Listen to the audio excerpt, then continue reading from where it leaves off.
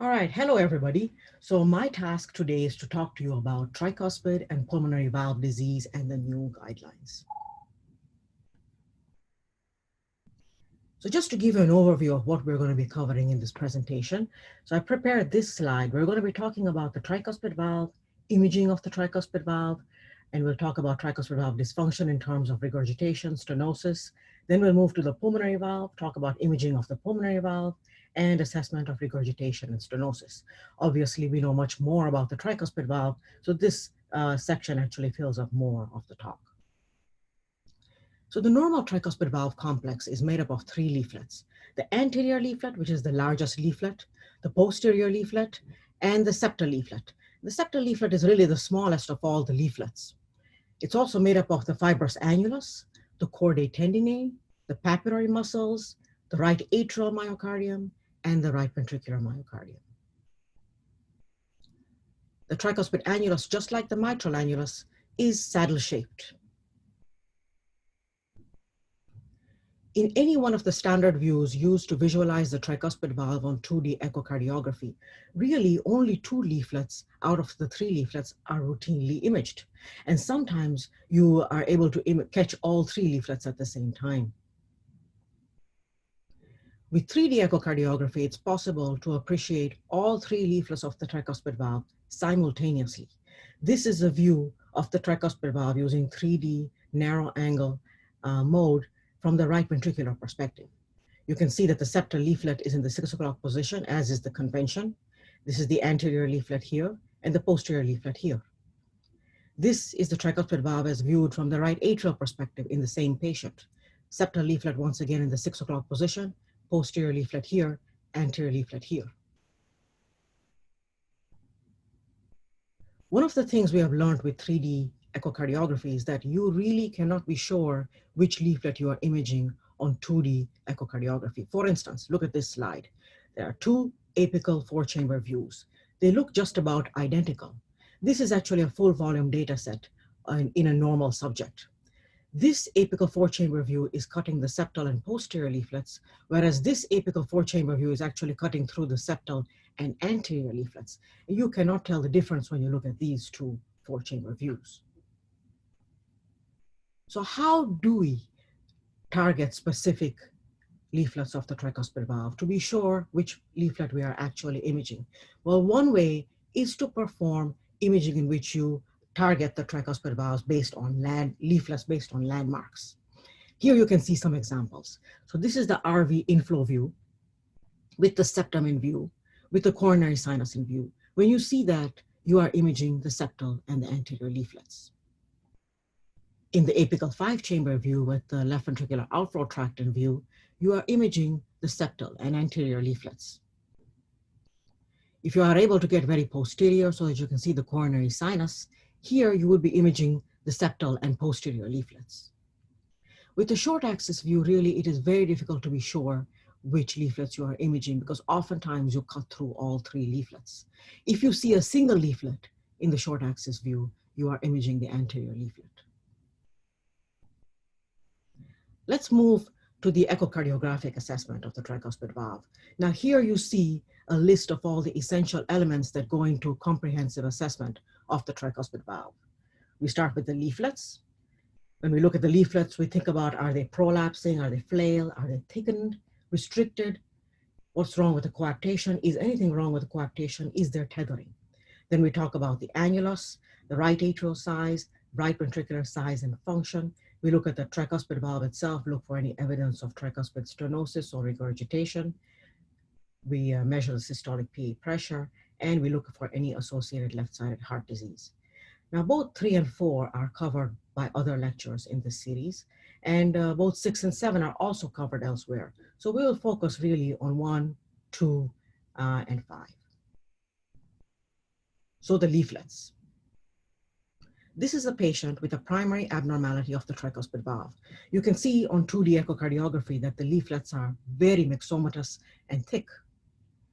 You can appreciate even on 2D echocardiography that there's prolapsing of the leaflets that you see. And if you look on the side here, the mitral valve also appears myxomatous and thickened. On 3D echocardiography, you can appreciate prolapse of all three leaflets. The most common cause of tricuspid regurgitation is of primary tricuspid regurgitation, and we'll talk a little bit about that definition, is myxomatous degeneration. This abnormality is seen in 20% of patients with concomitant mitral valve prolapse. This is a patient who had blunt closed chest trauma. An example would be a motor vehicle accident. You can see here that there is a rib fracture on the X-ray, and the tricuspid valve anterior leaflet is completely flail. Now, this is a common question on the exam, so it's something that you want to remember. Here is another iatrogenic cause for tricuspid regurgitation. Again, a cause of primary or organic tricuspid regurgitation. This patient, as you can see on two-dimensional echocardiography, this is being the four-chamber view and this is the short axis view, there is significant tricuspid regurgitation. Here you can see the pacemaker wire is impinging on the septal leaflet. This is looking at the tricuspid valve once again from the right ventricular perspective, septal leaflet here, anterior and posterior leaflets here. And if you look at intraoperatively, that pacemaker lead is completely encased in the septal leaflet. You cannot separate the two from each other. So what the surgeon did was he took the lead, put it in the posteroseptal commissure and sutured around it. And that's why the tricuspid valve looks like this post-op. Here is another primary cause for tricuspid regurgitation. The leaflets here look very rigid, stiffened in appearance, and there is some retraction of the overall leaflet length, as you can see here, resulting in failure of coaptation and tricuspid regurgitation on this basis. This is carcinoid heart disease. It is something you have to imprint onto your brain. It occurs when an endocrine secreting tumor releases high levels of serotonin and its metabolites, such as 5-hydroxytryptophan, into the bloodstream. This results in an inflammatory reaction on the endothelial surface of valves and the endocardium, with a predilection for the tricuspid valve and lesser involvement of the pulmonary valve. So this active metabolite is deactivated in the lungs so that in the pulmonary vein blood flow, you don't find this metabolite. And that is important because this spares the left-sided heart structures. So the most commonly affected valve is the tricuspid valve. So let's take a moment here to look at the mechanisms of tricuspid regurgitation. So tricuspid regurgitation can be caused by primary causes or organic cause of tricuspid regurgitation. This accounts for 15 to 30% of tricuspid regurgitation, and we saw some examples in the previous slides, including myxomatous disease, rheumatic disease, endocarditis, carcinoid chest wall trauma, biopsy-related damage to the tricuspid valve, and lead-related damage to the tricuspid valve. There are also congenital causes of primary tricuspid regurgitation, including repaired tetralogy of Fallot, Ebstein's anomaly, and tricuspid valve dysplasia, and so forth. Now, secondary tricuspid regurgitation, which really includes both these categories here, accounts for 70 to 75% of tricuspid regurgitation, so it's far more common. We divide it into these two categories. I'll explain that in a little bit. But with secondary tricuspid regurgitation, we are talking about typically right ventricular enlargement, papillary muscle displacement, tricuspid valve tethering, and annulus dilation, as you can see here. The other time in which you can find tricuspid regurgitation is if you have atrial fibrillation, enlargement of the right atrium, resulting in dilation of the tricuspid annulus and tricuspid regurgitation. These people are often older, often female, and if you can picture their echocardiograms, these are the people with the large left and right atria often and the small ventricles. These people can have tricuspid regurgitation. So let's just talk now about the annulus. When the tricuspid annulus dilates, it dilates along the RV free wall. The septal portion of the annulus is relatively fixed due to the fact that it is against the septum. According to the valvular heart disease guidelines, we should measure the tricuspid annulus in the apical four-chamber view from hinge point to hinge point, as you can see here. A diastolic diameter of more than 40 millimeters or more than 21 millimeters per meter squared indicates significant annular dilation. Now, if you look at the ACC AHA 2014 valvular heart disease guidelines, they actually suggest that if you have tricuspid regurgitation and it's progressive functional tricuspid regurgitation, regardless of whether it's mild or moderate in degree, at the time of left-sided heart surgery, if there is tricuspid annulus dilation, then there's a class 2A indication for tricuspid valve repair. So in other words, what we're saying here is that it's very important to measure the tricuspid annulus because it does factor in the assessment of tricuspid valve dysfunction. Right atrium size and right ventricular size and function.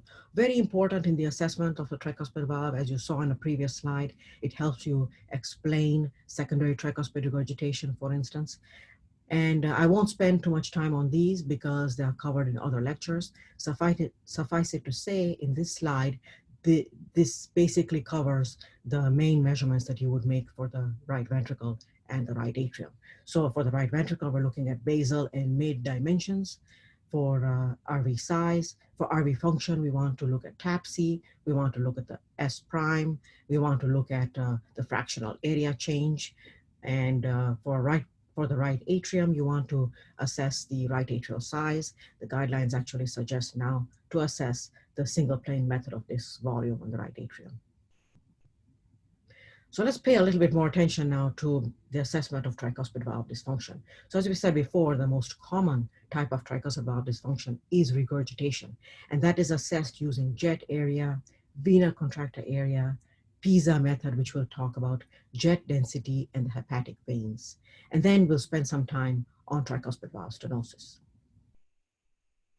So this is a study that was performed by Nath and his group, and it's frequently quoted when talking about tricuspid regurgitation. The study included some 5,200 patients who underwent echocardiography at one of the Veterans Affairs medical centers over a period of 4 years. And what they found was that mortality increased with increasing severity of tricuspid regurgitation. So here you can see no tricuspid regurgitation, mild tricuspid regurgitation, moderate tricuspid regurgitation with increased or decreased survival, and then severe tricuspid regurgitation with even more decreased survival. So this is the ASE guidelines for valvular regurgitation published in 2017. So this is a must read for overview of echocardiographic assessment of valvular regurgitation. And most of what I'm saying about the tricuspid valve and measurement of regurgitation and stenosis comes from this document. So the jet area is really something that we all do subconsciously when reading an echocardiogram.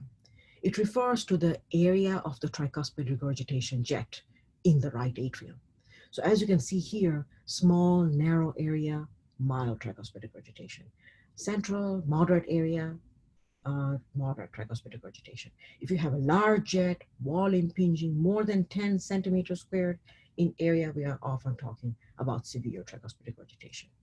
Now, the problem is that this method depends very much on driving pressure and jet direction.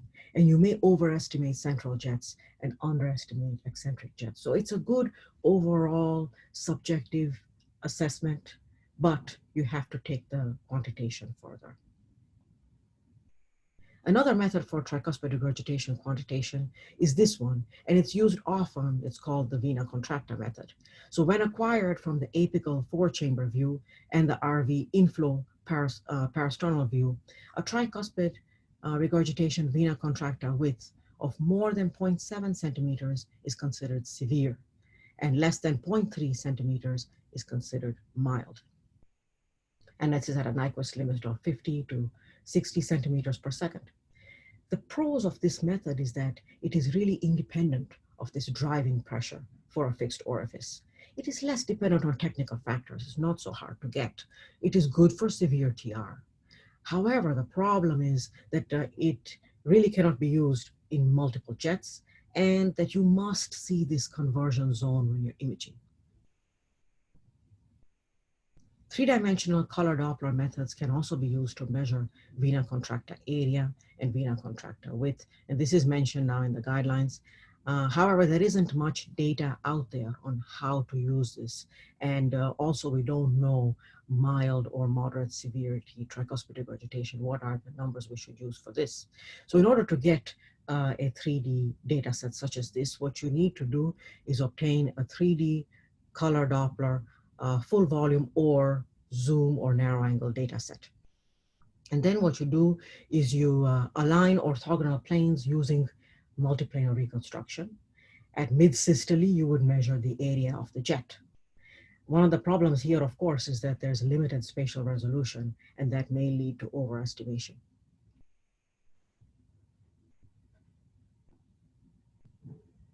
Now, this slide shows that the 3D vena contracta area of 0.3 centimeters squared was the best cutoff value for severe tricuspid regurgitation, with an 89% specificity and 84%, with a sensitivity of 89% and a specificity of 84% in predicting severe tricuspid regurgitation. So what the guidelines tell us is that a vena contracta area of greater than 0.4 centimeters squared is a reasonable cutoff for severe tricuspid regurgitation based on currently available data. Now, another method for quantifying tricuspid regurgitation is the use of the PISA method, the proximal isovelocity flow convergence method. The PISA method is based on the concept that in valvular regurgitation, blood flow converges towards the regurgitant orifice, forming these concentric, roughly hemispheric shells of increasing velocity and decreasing surface area, as you can see here. The flow rate at a surface of a hemispheric shell with the same flow velocity, or the isovelocity, as you can see here, should be equal to the flow rate across the regurgitant orifice. So by adjusting the Nyquist limit here of the color flow map, the flow velocity of one of these hemispheric surfaces can be obtained, and that way we can use that to calculate the effective regurgitant orifice area. So this you do need to know, and I think it will come up again in the lecture on formulas, but you use the aliasing velocity, which is the isovelocity that we talked about in the previous slide, that PISA radius, and to obtain the regurgitant flow, 2 pi r squared multiplied by the aliasing velocity. The effective regurgitant orifice area then is the regurgitant flow divided by the peak regurgitant velocity. The peak regurgitant velocity is used because really the PISA method obtains the flow at the peak or mid-systole, and that is approximately where this peak velocity is located as well. Regurgitant volume then is the effective regurgitant orifice area multiplied by the VTI of the regurgitant jet. Now, the pros of this method is that it is rapid, it is quantitative, but the problem is that it's not really commonly used, especially for the tricuspid valve. We do use this method a lot for the mitral valve. Also, it's problematic when there are multiple jets. And furthermore, if the PISA is not hemispheric, that can lead to underestimation of the regurgitant volume. And there's less experience with this method than there is mitral regurgitation, of course.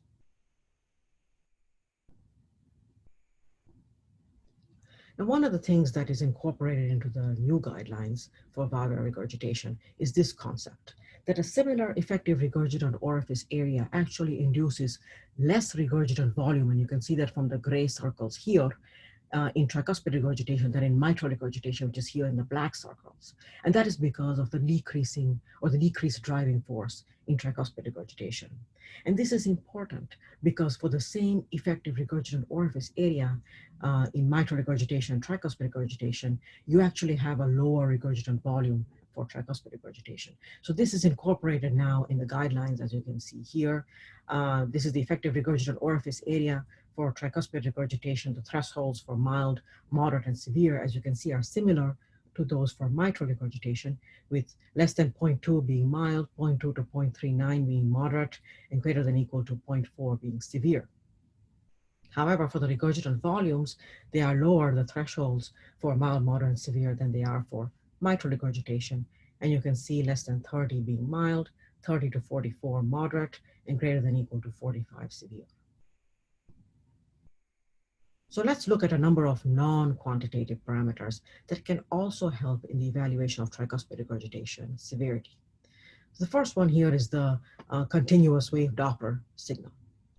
So we know that the signal intensity of the continuous wave Doppler jet can help distinguish between severe TR and mild TR.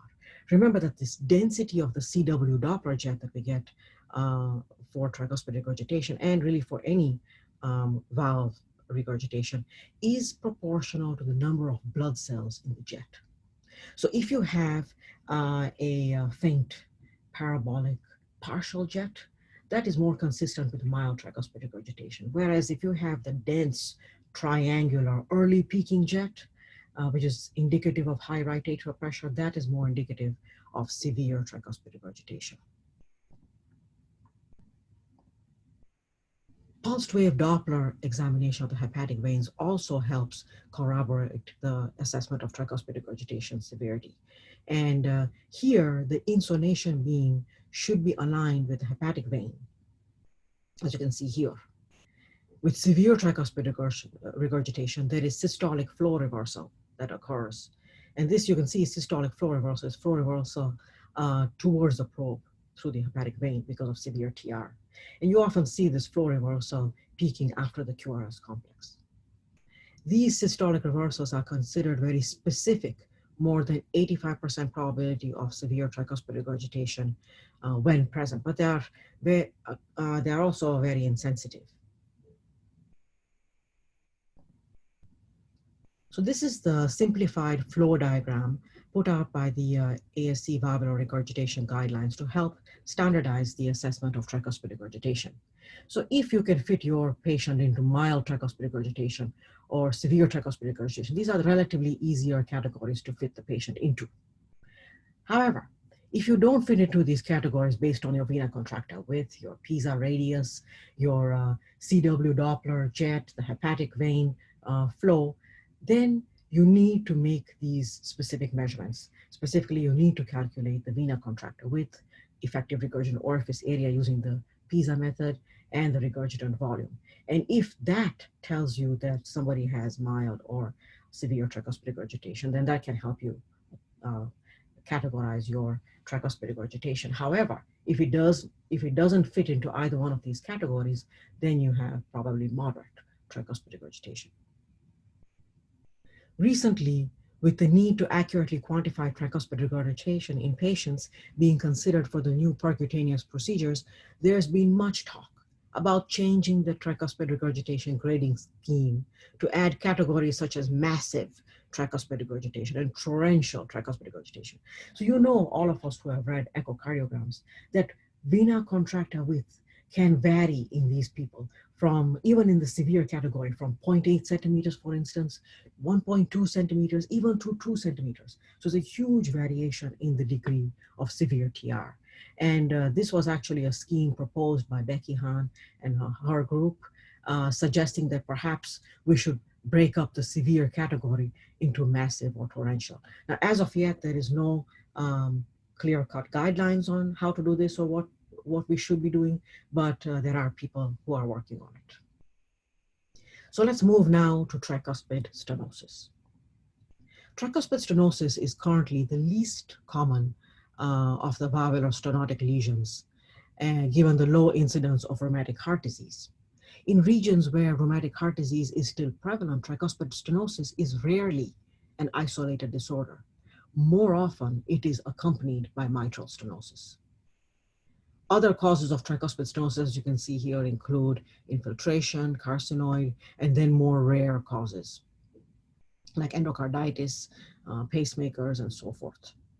The consequences of tricuspid stenosis include elevation of right atrial pressure and right-sided heart failure. Now, this is an apical four-chamber view, more of an RV focused view in a patient with tricuspid stenosis. You can see there's also accompanying mitral stenosis there. You can see the thickening of the tricuspid valve leaflets and the doming, suggesting the commissural fusion that is seen in these patients. And One of the things that we know is that when you assess tricuspid stenosis, the most useful assessment piece is actually the CW Doppler jet in diastole. And the low parasternal RV inflow or the apical four-chamber views are the best positions to record this CW Doppler jet. So here you can see a recording from this patient. This is the TR jet. This is the TS, um, uh, the CW Doppler of tricuspid stenosis during diastole. Now, because tricuspid inflow velocities are affected by respiration, all measurements that you take in these patients should be averaged throughout the respiratory cycle or recorded at a particular point in the respiratory cycle, such as end expiration. In those patients with atrial fibrillation, measurements from a minimum of 5 cardiac cycles should be averaged. Whenever possible, it is best to assess severity of tricuspid stenosis at heart rates less than 100 beats per minute, preferably between 70 to 80 beats per minute, but sometimes that is difficult to do.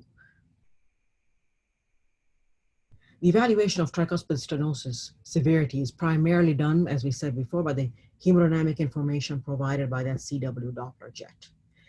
And the hallmark of a stenotic valve is an increased transvalvular CW Doppler velocity. And you can see here that in the normal tricuspid valve, this peak inflow velocity is less than 0.7 meters per second. And in tricuspid stenosis, you can get peak velocities more than 1.0 meters per second, up to 2 meters per second with inspiration. Two of the important measurements that you can make here include the mean gradient and the pressure half time. The pressure half time method is applied in a manner similar to mitral stenosis, and you can actually calculate the tricuspid valve area here using, and you will remember this formula from mitral stenosis as well, except that the constant has changed 190 over the pressure half time. Remember that the pressure half time is defined as the time interval in milliseconds between the maximum tricuspid gradient in early diastole and the time point where the tricuspid gradient is half the maximum initial value. The decline of the velocity of the diastolic transmitral or transtricuspid blood flow is inversely proportional to the valve area. So of course, a longer pressure half time implies greater tricuspid stenosis severity, with the values of 190 frequently associated with significant or severe tricuspid stenosis. So this is a table from the valvular stenosis guidelines, which show you the findings that are indicative of hemodynamically significant tricuspid stenosis. See a mean pressure gradient greater than or equal to 5 millimeters of mercury, the VTI integral of greater than 60 centimeters, pressure half time greater than or equal to 190 milliseconds. And you can also, like you do with the mitral valve, calculate the valve area by continuity equation, but it's not that commonly done. Then, of course, supportive findings include a dilated right atrium, at least more than moderate, and a dilated IVC. Moving on now to the pulmonary valve. So the pulmonary valve is a semilunar valve with 3 cusps. And the aim of imaging here is inspection of the valve leaflets, quantifying any valvular dysfunction such as stenosis or regurgitation, assessment of the right ventricular outflow tract, pulmonary annulus, the main pulmonary artery, the proximal PA branches, and also to assess the RV size and function. So remember, the mechanisms of pulmonary regurgitation can be primary or organic. Some of the primary cause of pulmonary regurgitation that you will see in clinical practice is associated with congenital heart disease, such as tetralogy of Fallot, and maybe status post balloon valvuloplasty for pulmonary stenosis. Rarely you can see pulmonary regurgitation associated with rheumatic heart disease, endocarditis, carcinoid, and blunt chest trauma. And then there are also secondary causes or functional pulmonary regurgitation. So how do we assess pulmonary regurgitation? Well, the quantification of pulmonary regurgitation follows some of the same imaging techniques that we use for quantification of aortic regurgitation. First of all, you can assess the color jet. So you can assess the vena contracta width, And when you assess just visually the color jet, you can see here mild pulmonary regurgitation, small color jet, and severe pulmonary regurgitation, large area color jet. Vena contractor width can also be assessed, and jet width to annulus ratio can also be assessed. Jet length can also be assessed, and jet area, as we talked about. The CW Doppler signal can also be used to quantify pulmonary regurgitation. So as we said before, remember that the density of that CW Doppler signal is proportional to the number of red blood cells reflecting that signal. So with mild pulmonary regurgitation, you expect to see a faint signal, as you can see here. With severe pulmonary regurgitation, you expect to see a dense signal. You can also measure the pressure half time, and you can see that a pressure half time of less than 100 milliseconds is consistent with severe pulmonary regurgitation. This is based on several studies.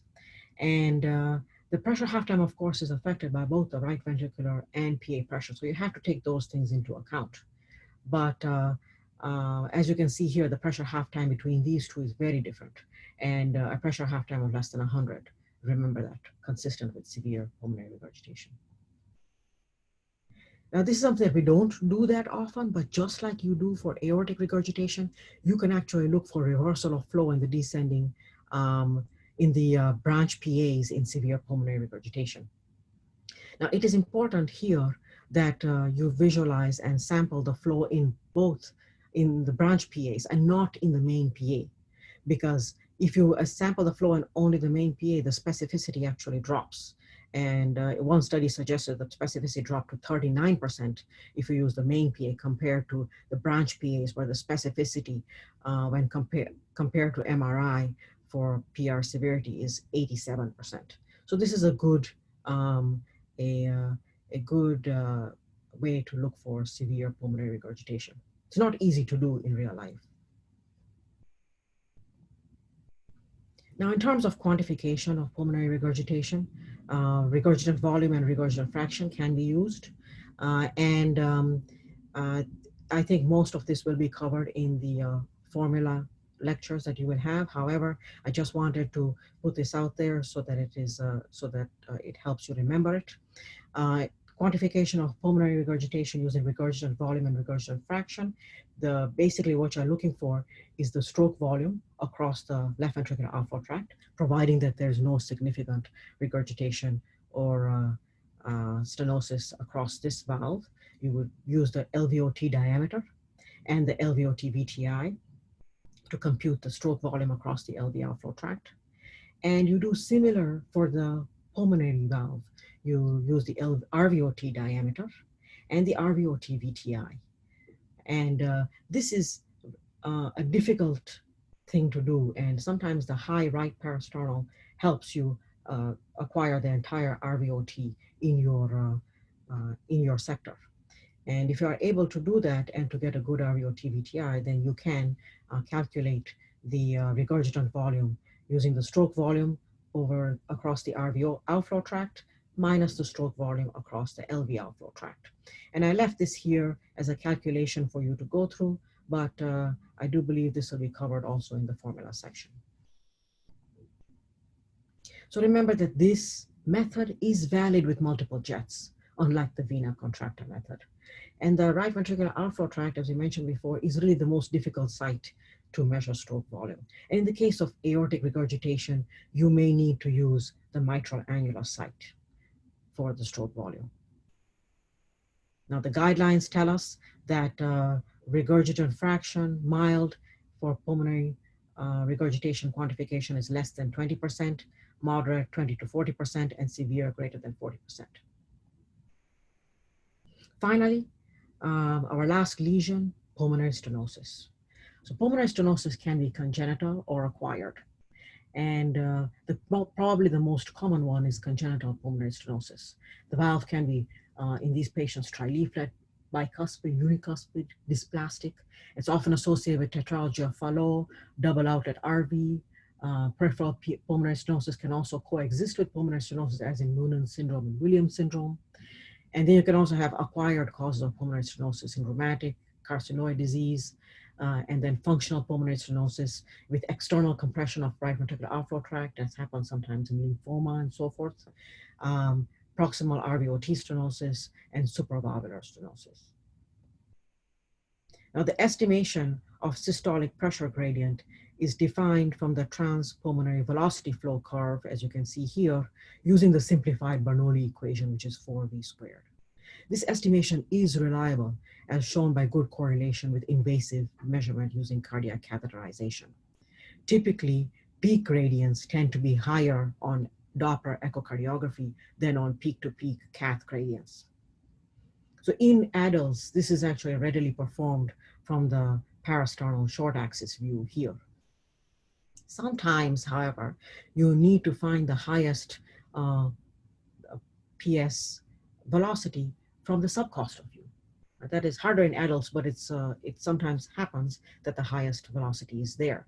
Also, the highest velocity can sometimes be found in a modified apical 5-chamber view, very anteriorly directed, so you catch um, the pulmonary valve, and sometimes you can find the highest velocity here. So what is important here is this peak velocity or peak gradient, and you can see here that mild is less than 36 millimeters of mercury, moderate 36 to 64 millimeters of mercury, and severe 64 millimeters of mercury.